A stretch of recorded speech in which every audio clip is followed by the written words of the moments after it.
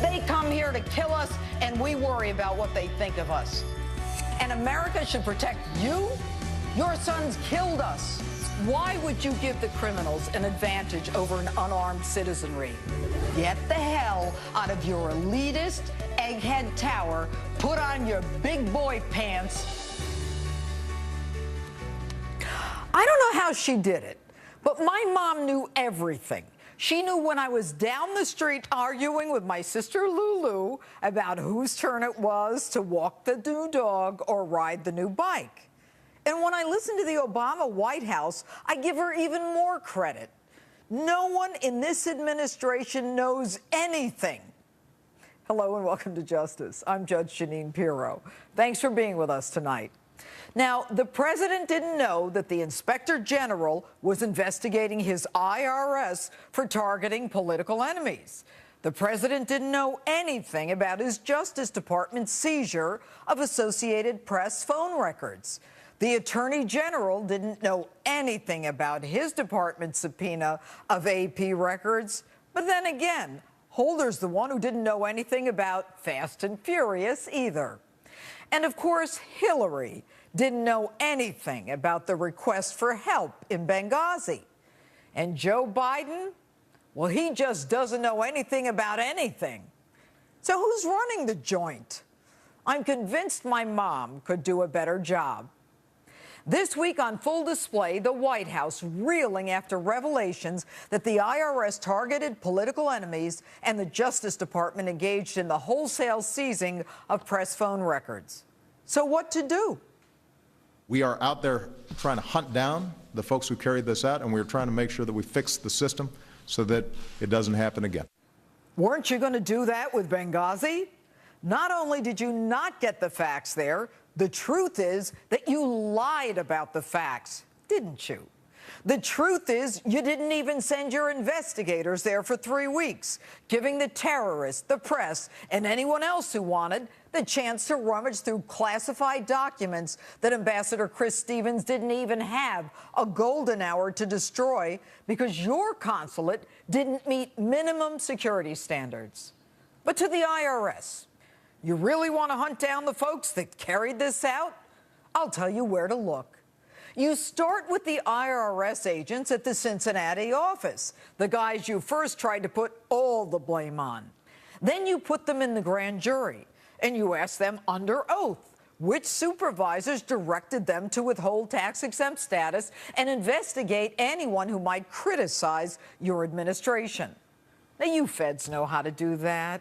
You do it all the time. And by the way, the system doesn't need to be fixed. Your administration needs to be fixed. So if you want the truth, tell your director of the IRS exempt division, the learned Lois Lerner, the one who says she's not good at math, not to lie to Congress, which she did when she said that her screening process was unbiased, when in truth, 2 years ago, she knew her agents were flagging all cases of anyone who might criticize your administration. But of course, Mr. President, you'll get to the bottom of this. I think we're going to be able to figure out exactly what happened, who was involved, what went wrong, and we're going to be able to implement steps to fix it. And we began that process yesterday by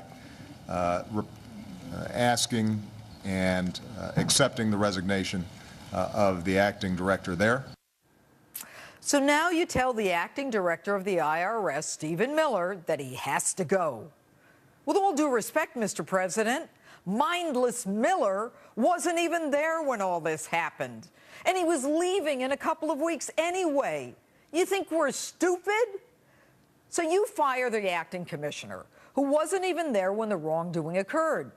But you give Sarah Ingram, the tax-exempt commissioner who was there, implementing this abuse of power, a plum assignment in charge of the tax agency that oversees the Obamacare office. And you want her to do what? You want her to oversee my health care?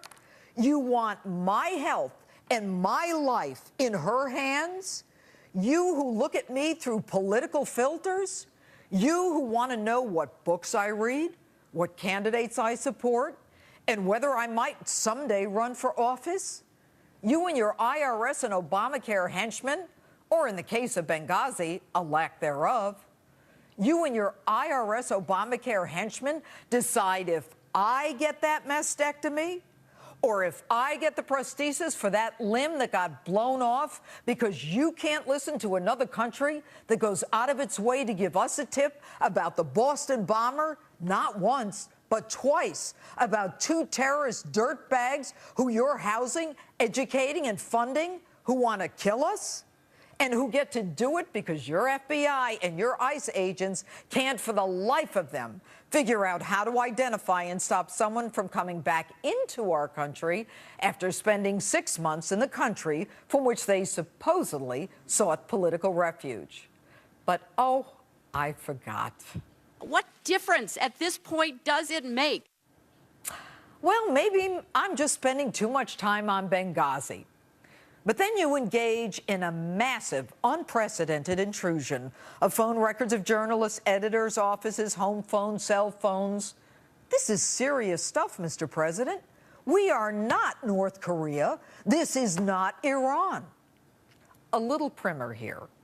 If law enforcement wants press records, you notify the press, you negotiate with the press, and you give them a chance to challenge in court, unless there's a substantial threat to the investigation.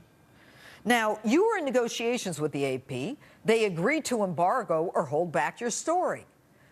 You know, there are always two reasons for things: the given reason and the real reason. Mr. President, you were in the middle of a very tight presidential race, and you planned a press conference to beat that drum about how you dashed yet another terrorist plot. And when the very people you asked to embargo the story heard you were about to do the same story, they scooped you first, and they did it first. Time to maybe get even and target the press? U.S. national security is dependent on those folks being able to operate with confidence that folks back home have their backs. So they're not just left out there high and dry. And I don't think the American people would expect me as Commander-in-Chief not to be concerned about information that might compromise their missions or might get them killed. Gee, too bad you didn't use that same reasoning in Benghazi when you had a chance but still left American soldiers high and dry. How can you say that you didn't notify anyone because it was a threat to national security when you were about to disclose the very same information? Might you have done it in a more self-serving way? And now your AG, in over his head holder, is the one who personally has to sign off on this kind of subpoena. But he says he knows nothing about it because he recused himself. Really? Where's the recusal letter? Where's the recusal memo? Where's the phone call? Okay, so we know you've already lied about that one stylistic change on Benghazi. And by the way, it was nice of you to do an email dump on a Friday afternoon in the midst of two other burgeoning scandals. And I've read those emails. Why were they classified in the first place? There's nothing confidential in them, unless, of course, confidential to you means it makes you look bad. And even Petraeus, who may be a philanderer, was honest enough to say, frankly, I just assume not use this. Translation, not lie. Interesting how word of his affair comes to light right after that. Sounds like a classic Obama-Chicago squeeze plan. Excuse my pun. But maybe I'm spending too much time on Benghazi. According to righteous Harry Reid, the president was right to call Benghazi a sideshow. They're hyperventilating about Benghazi. President Obama was absolutely right to call this a sideshow.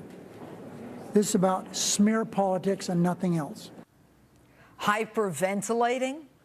I'll tell you what, Mr. Reid, and no due respect intended here. There were only two people hyperventilating in Benghazi. They're the ones painted by al-Qaeda-linked lasers. Two men on a roof who disobeyed your order to stand down, waited hours for help that never came because you wouldn't give the cross-border authority order. And instead, you fired up Air Force One for your Las Vegas fundraiser and went to bed. So don't give me your holier-than-thou rhetoric and your arrogant, condescending hogwash that you're going to get rid of all the wrongdoers or throw us a few crumbs like grainy pictures of terrorists 8 months after the Benghazi attack, or give me, I'm going to fix it, riff. And do us all a favor, explain a few things. Why is it that you apologize to Muslims and you lie to Americans? Why is it that you use the IRS to silence political dissent and the DOJ to threaten the press? Why is it that you mobilize the IRS to go after political enemies, but you can't mobilize troops to save American lives in Benghazi? Greg Hicks said it best. The man who fought to get help for Americans, who put his own life on the line in Benghazi, the one that you demoted to a desk job. I was stunned. My jaw dropped. And I was embarrassed. You can't continue to embarrass us anymore. The American people want the truth. The American people can handle the truth. And we don't need your Jack Nicholson moment. You want answers? I think I'm entitled. You want answers? I want the truth! You can't handle the truth. We have the right to know it. We have the right to expect it. In fact, we have the right to demand it. I'm still convinced my mom could do a better job.